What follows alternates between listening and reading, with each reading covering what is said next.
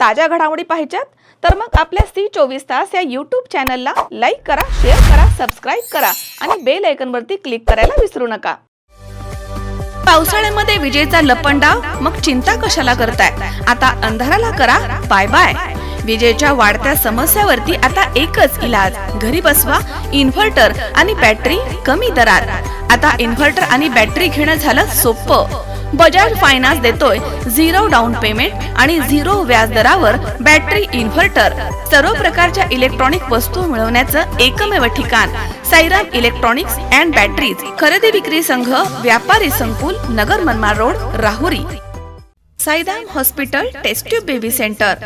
मी doctor Swapnil Mane, स्त्रीरोग, वंध्यत्व व दुर्बीणद्वारे शस्त्रक्रिया तज्ज्ञ। आमच्याकडे दुर्बीणद्वारे शस्त्रक्रियेसाठी लागणारे सर्व अत्याधुनिक उपकरणं अवेलेबल आहेत। त्यामध्ये 3D 4D कॅमेरा, तसेच रुग्णांना 10 ते 20 ml रक्तस्राव होतो। पेशंटला खूप आरामदायी ऑपरेशन होतं। सूक्ष्म आजार बाहेर काढले जातात। 10 पटीने पेशंटच्या अवयवांचं निराकरण करता येतं आणि आजाराचं उच्चाटन केलं जातं। साईराम हॉस्पिटल, लॅप्रोस्कोपिक सेंटर आणि test baby centre, court area, Bhagyashree हॉटेलच्या पाठीमागे, राहुरी। श्रीगोंदा तालुक्यामध्ये झालेल्या मुसळधार पावसानं शेतकऱ्यांचं मोठं नुकसान झालंय। झालेल्या नुकसानग्रस्त भागांची पाहणी श्रीगोंदा नगर विधानसभेचे आमदार विक्रम पाचपुते यांनी केली आहे आणि तातडीनं पंचनामे करण्याच्या सूचना महसूल आणि कृषी अधिकारी यांना दिल्या आहेत, अशी माहिती पत्रकार परिषदेमध्ये देण्यात आली आहे। आमदार विक्रम पाचपुते यांच्या अध्यक्षतेखाली माऊली निवासस्थानी आढावा शासकीय विभागाच्या अधिकाऱ्यांची आढावा बैठक घेण्यात आली होती। यावेळी मे महिन्यामध्येच सरासरी 389 मिलीमीटर असा पाऊस झाला आहे। यामध्ये काही हजार क्षेत्र बाधित झाले। यामध्ये पशुधनासह उभं पीक आणि कांद्याचं मोठं नुकसान झालंय। या संदर्भात जिल्ह्याचे पालकमंत्री राधाकृष्ण विखे पाटील यांनी सर्वत्र पंचनामे करण्याचे आदेश दिले आहेत। सगळीकडे नुकसानीचे पंचनामे सुरू आहेत। याच पार्श्वभूमीवर तालुक्यामध्ये सरसकट पंचनामे करण्यात येणार आहेत। कोणीही नुकसान भरपाईपासून वंचित राहणार नाही याची काळजी घेतली जाणार आहे, असे आमदार पाचपुते यांनी म्हटलं।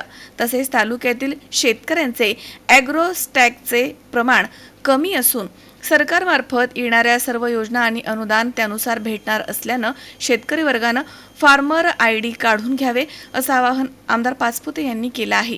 आढावा बैठकीच्या दरम्यान श्रीगोंदा तहसीलदार प्रवीण मुदगल आणि कृषी अधिकारी गांगर्डे यांनी अधिक माहिती दिली आहे। 30 मे रोजी आपण श्रीगोंदा येथे महसूल, कृषी आणि यांची एक आढावा बैठक होती आणि त्याच्यामध्ये आम्ही सर्व जे CSC सेंटर्स आहेत, महा सेवा केंद्र जे आहेत, यांचीसुद्धा एक आढावा बैठक ठेवली होती। याच्या ठेवण्यामागचं मूळ कारण असं आहे की श्रीगोंदा तालुक्यामध्ये अपेक्षेपेक्षा जास्त वृष्टी झालेली आहे किंवा पाऊस झालेला आहे। म्हणजे मे महिन्यामध्ये श्रीगोंदा तालुक्याचा इतिहास पाहिला तर 23 mm इतका पाऊस दरवर्षी होत असतो। ही मे महिन्याची आत्तापर्यंतची आपली सरासरी आहे।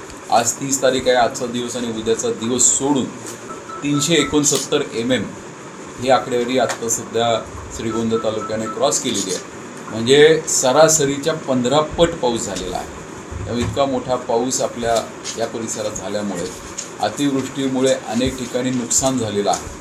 आपण पालकमंत्री महोदय आणि महसूल मंत्र्यांचा पाठपुरावा करून श्रीगोंदा तालुक्याची ही पावसाची अतिवृष्टीची परिस्थिती त्यांच्या कानावर घातली आणि ती घातल्यानंतर त्या अनुषंगाने आता श्रीगोंदा तालुक्यामध्ये सरसकट पंचनामे हे करायचे आदेश देण्यात आलेले आहेत। आज ते आदेश दिले जातील। सरसकट पंचनामे होत असताना महाराष्ट्र शासनाची सध्याची जी काही योजना आहे किंवा जे काही अनुदान आहे याच्यामध्ये फक्त उभ्या पिकाला निधी किंवा मदत ही जाहीर होत असते, पण एक स्पेशल केस म्हणून, कारण मे महिन्यामध्ये कधी एवढा पाऊस होत नाही, तर याची एक स्पेशल केस म्हणून श्रीगोंदा तालुक्याप्रमाणे संपूर्ण महाराष्ट्रामध्ये अशी जी काही घटना घडेल त्याला आपण एक स्पेशली ट्रीट करून जे उभं पीक आहे हे गेल्यानंतर हे दिवस बरेचसे भुसाराचे असतात, तर याच्यामध्ये पोस्ट हार्वेस्टेड पिकाला म्हणजे जास्तीत जास्त जे कांदा असेल, इतर काही पिकं असतील, तर ह्या सगळ्या पिकांनासुद्धा त्याच्यामध्ये समावेश करावं।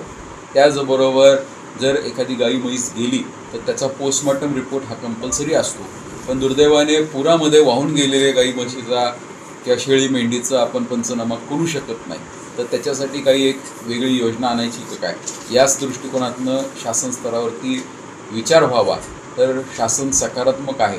तर उद्या असा काही निर्णय झाला तर पंचनामे झाले नाही म्हणून शेतकरी वंचित राहिले, ही वेळ येऊ नाही म्हणून आपण प्रिकॉशनरी पंचनामे करतोय. सध्या योजना नाही आहे, पण भविष्यात योजना आणायचा प्रयत्न सुरू आहे. तर ही योजना आल्यानंतर शेतकरी वंचित राहू नयेत म्हणून आपण सरसकट पंचनाम्यांचे आदरणीय पालकमंत्र्यांनी आदेश दिलेले आहेत. तर त्याची अंमलबजावणी श्रीगोंदा तालुक्यामध्ये सुरू झालेली आहे. आज अधिकृत ती नोटीससुद्धा निघेल आणि जे पिकं काढून कांदा असेल किंवा इतर कोणती पिकं असतील ही शेतामध्ये राहिली आणि अतिवृष्टीमुळे ती जपता आली नाही किंवा नेता आली नाही. काही काही ठिकाणी नदीच्या बाजूला, ओढ्याच्या बाजूला ज्या वखारी आहेत ह्यासुद्धा बराच वेळ पाण्याखाली राहिल्या होत्या. त्यामुळे ह्या वखारींचंही मोठं नुकसान शेतकऱ्यांचं झालेलं आहे.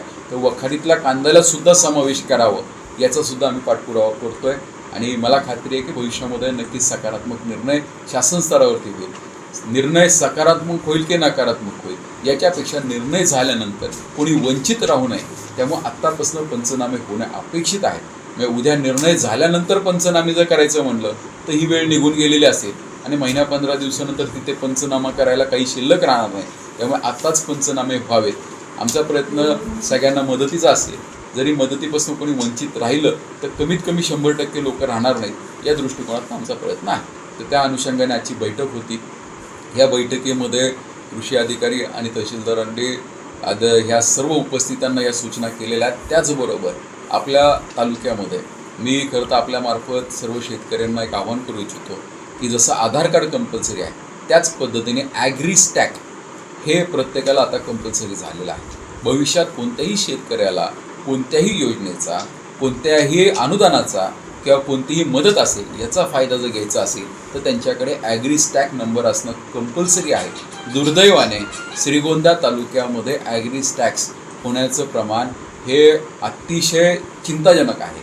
आज जिल्ह्यात सगळ्यात कमी ॲग्रीस्टॅग्सची नोंदणी ही श्रीगोंदा तालुक्यामध्ये आहे. ती वाढवण्याच्या दृष्टिकोनातून आज CSC सेंटर्स असतील, महा ई सेवा केंद्र आहेत यांची आमची संयुक्त बैठक तलाट्यांबरोबर घेतलेली आहे. तर हे ड्राईव्हसुद्धा येणाऱ्या काळामध्ये आपण सगळ्या गावांमध्ये ग्रामसेवक, तलाठी आणि सर्व ॲग्रीचे स्टाफ आणि हे ई सेवा केंद्रवाले स्टाफ यांच्या संयुक्त विद्यमानाने हा ड्राईव्ह आपण रन करतो आहे. म्हणजे श्रीगोंद्यामध्ये जास्तीत जास्त शेतकरी यांचे ॲग्रीस्टॅग्स होतील. त्यामुळे माझी मीडियालासुद्धा विनंती आहे की आपणसुद्धा जनजागृती करावी. लोक अजून अवेअर नाही आहेत, लोकांमध्ये जनजागृती नाही आहे की ॲग्रीस्टॅग हा खूप महत्त्वाचा विषय असणार आहे. आज पंचनामा झाला, उद्या मदत जाहीर झाली, पण जर ॲग्रीस्टॅग नंबर कोणाकडे नसेल तर त्यांना ती मदत मिळणार नाही. त्यामुळे माझी सर्व शेतकऱ्यांना आपल्यामार्फत विनंती आहे की आपण ॲग्रीस्टॅग्स नंबर काढून घ्या. ॲग्रीस्टॅगचा सर्व्हर वेगळा आहे आणि दाखल्यांचा सर्व्हर वेगळा आहे. त्यामुळे ॲग्रीस्टॅगची आम्ही माहिती घेतली. मधल्या काळामध्ये मोठ्या प्रमाणावर राज्यात सगळीकडून नोंदणी चालू होती, त्यामुळे सर्व्हर डाऊन होतं. आता प्रमाण कमी झालेलं आहे. त्यामुळे आता मुळातच जसं म्हणलं की आपण खूप मागे आहोत. अनेक जणांची 70%, 60% ही पूर्तता झालेली आहे. श्रीगोंद्यात अवघे किती 30%पर्यंत ना 26%च्या आज श्रीगोंदा आहे. त्यामुळे आपण खूप मागे आहोत. त्यामुळे आता सर्व्हरची अडचण येईल असं काही वाटतं. श्रीगोंदा मतदारसंघाचे आमदार महोदय माननीय विक्रम बबनराव पाचपुते साहेब यांच्या अध्यक्षतेखाली वेगवेगळ्या योजना आहेत शासकीय, जसे की ॲग्रीस्टॅग असेल किंवा आता गेल्या मे महिन्यामध्ये गेल्या 15 दिवसापासून जो सातत्याने पाऊस होत आहे त्याच्यामुळे जे अवकाळी पावसामुळे जे नुकसान झालेलं आहे किंवा जे पंचनामे करणे गरजेचे आहे त्याच्या बाबतीत एक सगळे महसूल अधिकारी किंवा कृषी विभागाचे आणि ग्रामपंचायत विभागाचे ह्या सगळ्या अधिकाऱ्यांचा एक आढावा झालेला आहे. त्या दृष्टिकोनातून आपण एक आदेश तयार करतो आहे 3 डिपार्टमेंटच्या कॉमनमध्ये की प्रत्येक ठिकाणी जे नुकसान झालेलं आहे पुढील 2 ते 3 दिवसामध्ये आपण तात्काळ सगळ्यांनी पंचनामे करून जास्तीत जास्त शेतकऱ्यांना त्याचं नुकसान झालेलं आहे त्यांना कशी मदत देता येईल शासनाच्या वतीने त्या बाबतीत आपण पंचनामे तात्काळ करू. त्याचप्रमाणे ज्या ज्या ठिकाणी वीज पडलेली आहे तिथं म्हणजे गाई किंवा म्हशी असतील ते दगावले असतील किंवा अजूनसुद्धा भरपूर म्हणजे कंटिन्यू पाऊस पडल्यामुळं काय झालेलं आहे घरं असतील किंवा गोटी असतील याची पडझड होत आहे किंवा पडत आहे त्याची देखील आपण रोजच्या रोज पंचनामे करत आहे. आणि जिल्हा जे यंत्रणा आहे आपत्ती व्यवस्थापन त्यांना रोजच्या रोज आपण अहवाल पाठवत आहे. त्याप्रमाणे ह्याचा देखील पंचनामा करून त्यांना देखील कसं नुकसान भरपाई भेटेल याचा आपण रोजच्या रोज आढावा घेत आहे, त्याप्रमाणे माहिती देत आहे. तसेच आपण माननीय मुख्यमंत्री साहेबांनी तसेच पालकमंत्री आणि आमदार महोदयांनी जे काही सूचना दिली त्याप्रमाणे आपण सगळ्या योजनेच्या प्रचार प्रसिद्धी करण्यासाठी आपण आज एक आढावा बैठक घेतली. यामध्ये प्रामुख्याने ॲग्रिस्टॅक तसेच सध्या मे महिन्यामध्ये जो अवकाळी पाऊस पडला आहे त्याच्यामध्ये पीक पंचनामे असतील याच्या अनुषंगाने आयोजित करण्यात आली होती.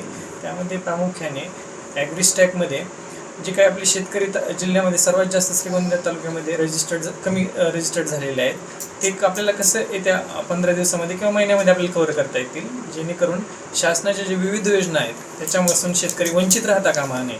कारण आता जर खरीप हंगाम येणारा पाहिला तर याच्यामध्ये खरीपामध्ये बियाणासाठी असेल किंवा इतर जे काही कृषीचे विविध योजना आहेत त्याचा लाभ घेण्यासाठी शेतकऱ्यांना फार्मर आयडी आवश्यक आहे.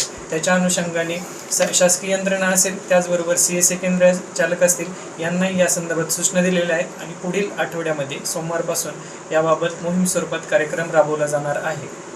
त्याचबरोबर कृषी विभागाच्या विविध योजना महाडीबीटी पोर्टलवर कार्यान्वित झालेल्या आहेत. त्याच्यामध्ये वेगवेगळ्या योजनांसाठी फॉर्म भरणे असेल, त्याचबरोबर लॉटरीमध्ये निवड झालेल्या शेतकऱ्यांसाठी पोर्टल सध्या सुरू झालेले आहे. त्याचबरोबर खरीप हंगामासाठी जे काय आपल्या तालुक्यामध्ये मका असेल, तूर, सोयाबीन, उडीद या पिकांच्या बाबतीत बियाणं उपलब्ध होणार आहे. त्यामध्ये जास्तीत जास्त जे गट आहेत त्यांनी यामध्ये सहभागी होऊन महाडीबीटी पोर्टलवरती अर्ज करावेत, जेणेकरून आपल्याला ते बियाणं लवकरात लवकर उपलब्ध करून देता येईल. सुहास कुलकर्णी, C24 तास, श्रीगोंदा. C24 तास या यूट्यूब चॅनलला लाईक करा, शेअर करा, सबस्क्राईब करा आणि बेल आयकॉनवरती क्लिक करायला विसरू नका.